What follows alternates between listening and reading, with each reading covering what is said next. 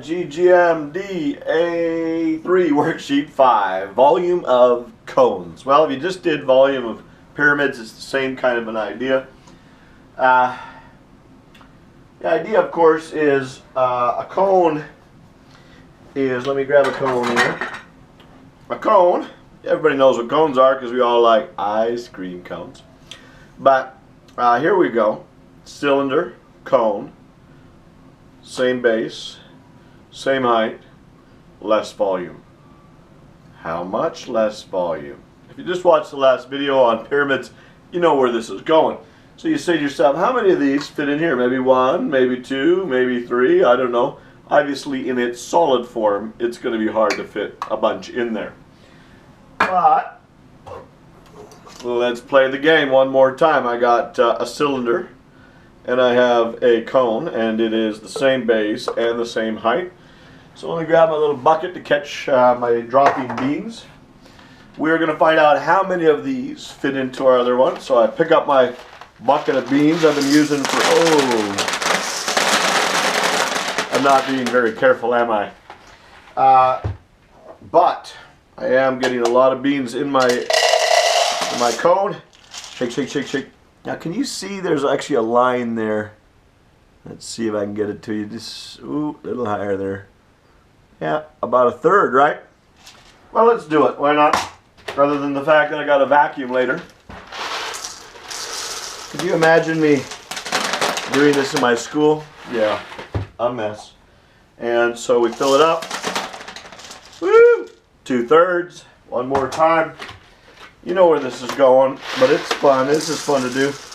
There aren't a lot of demonstrations in mathematics. It's a lot of problem solving. So let's just do this. Oh, I lost a few, but there they are. Beautiful, beautiful, beautiful. 3 of these in there. 1/3 of this. So, guess what? We got the cone, obviously, is if the cylinder is pi r squared h, then our world is 1/3 bh. Again, nice little relationship, which is 1/3 of a circle, pi r squared, times the height. This is your base, height 1/3. Similar situation happens here. They play with a couple of different measurements. You have the actual height, you have L, the slant height, and then you have your radius. Let's go try a few problems now. Cone also gains some of its understanding of its formula from that idea of the relationship between the cone and the cylinder.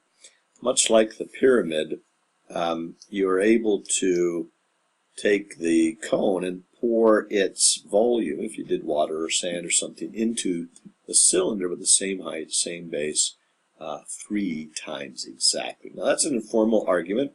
Another argument to establish that is, like we talked about with the pyramid, the idea of you could stack cubes to create your cone, and then you continue to minimize the size of those cubes, and it would help you to arrive at an approximate understanding of that. There's different ways to come up with some of these relationships.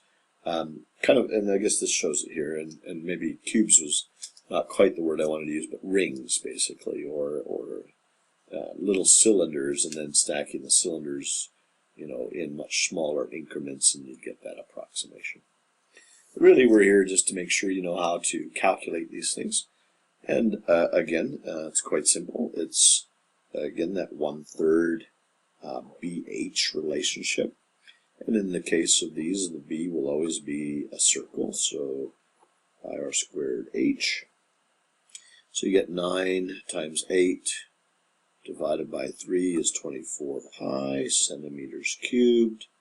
You do a similar thing, it'd be 1/3 pi r squared h.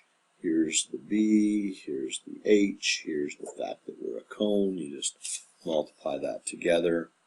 Here again, we're missing our classic height, but again, using the Pythagorean theorem, 5 squared plus 12 squared equals 13 squared.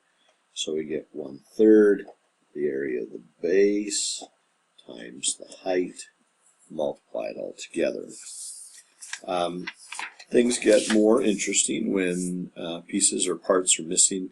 This isn't all that much more interesting. Again, this is still a Pythagorean triple, and if you're not familiar with this guy, again, all these triples get used a lot in these kind of problems. When you solve this Pythagorean problem, you find out it's 15.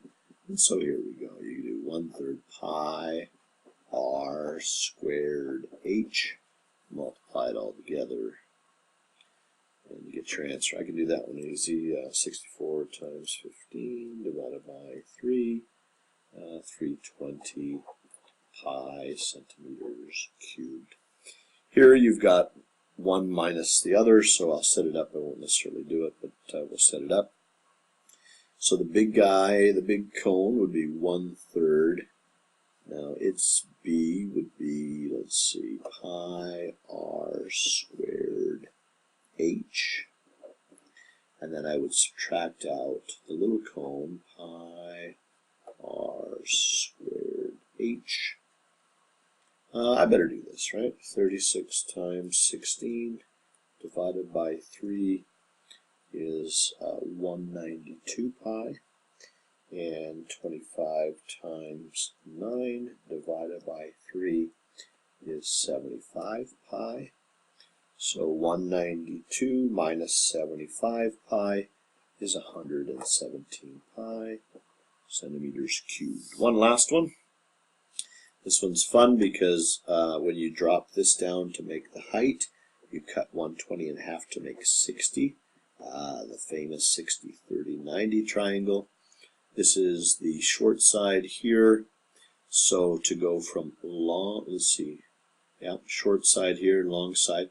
So to go this way, we would take 3 and divide by the square root of 3. And when we do that, we find out that it simplifies to just root 3.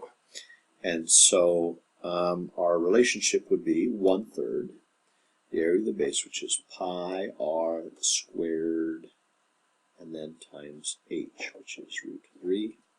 This is 9 divided by 3 is 3 root 3 pi centimeters cubed. Woo! Great, great stuff.